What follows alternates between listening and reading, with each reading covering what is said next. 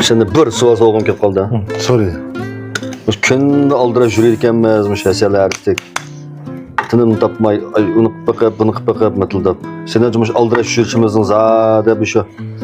Ahmet'te eğitmek demeydi sen önce. Sen bir de baka göz karşı. Bu aldıraçlık emas taqa.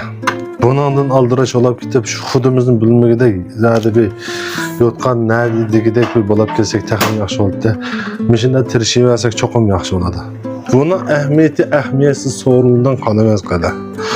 Quruqsuz quruq töhmeltinden nere olmaz. Hala bir baka onu baka qıptı dep. Biz baka alam jürgendeken hemmiş yüz verdik hala. Ahlaqsızlıq işlemi yüz verdi. Bir edemnin közüge səhət görünüge işle yüz verdi.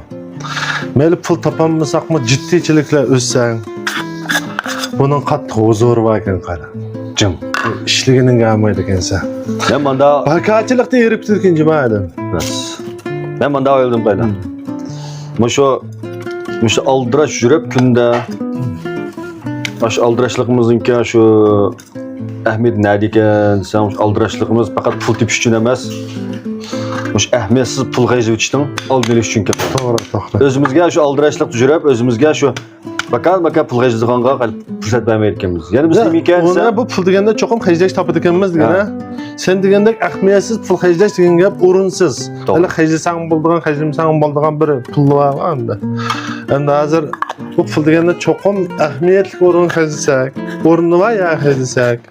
Ha bulduğun neyse. Şu gerek çoğunun gibi var alaka.